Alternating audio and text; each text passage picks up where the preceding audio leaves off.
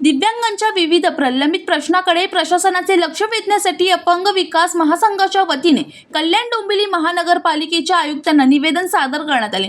महासंघाचे अध्यक्ष अशोक भोईर यांच्या नेतृत्वाखाली शिष्टमंडळाने आयुक्त तसेच महापौरांची भेट घेत दिव्यांगांच्या मूलभूत मागण्यांबाबत चर्चा केली।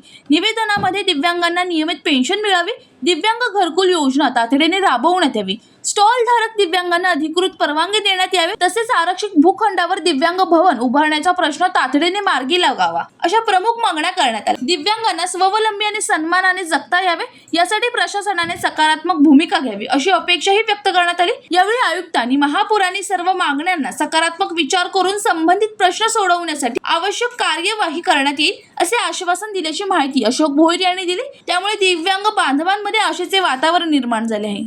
एकच ध्यास दिव्यांगांचा विकास अपंग विकास महासंघाच्या वतीने आजचा आपण हा निवेदन देण्यात आलेला आहे। त्याच्या पुढील प्रमाणे मागण्या आहेत कल्याण डोंबिवली महापालिकेला देता यावी। एक पहिला प्रश्न असा आहे की दिव्यांगांची पेन्शन जी आहे ही वेळेवर देण्यात यावी, कारण ती पेन्शन खूप मागे पुढे होत असतो। दुसरा प्रश्न असा आहे की रोजीसाठी जो स्टॉलचे आम्ही उभारलेले आहेत कल्याण डोंबिवली महापालिकेच्या अर्थसहाय्याच्या माध्यमातून ते स्टॉलची परवानगी आम्हाला त्वरित देण्यात यावी। तिसरा प्रश्न असा आहे की दिव्यांगांसाठी घरांचा एक प्रस्ताव होता आणि तो प्रस्ताव सुद्धा शासनाने मान्य करून पालिकेकडे पाठवलेला आहे, ते सुद्धा घर आम्हाला लवकरात लवकर ताब्यात मिळावा।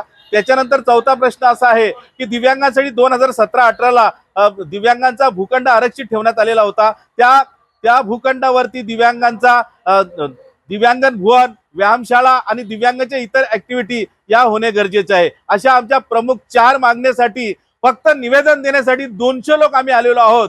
जर उद्या आंदोलन केलं तर काय होईल याची प्रशासनाने नोंद घ्यावी। प्रशासनाने निवेदन देता वेळी महापौर असेल किंवा आयुक्त असेल यांनी सांगितलं का तुम्हाला आंदोलन करण्याची पाळी येणार नाहीये, या लवकरात लवकर आम्ही याच्यातला मार्ग काढू। राहुल कांबळे, जनशक्ती, कल्याण।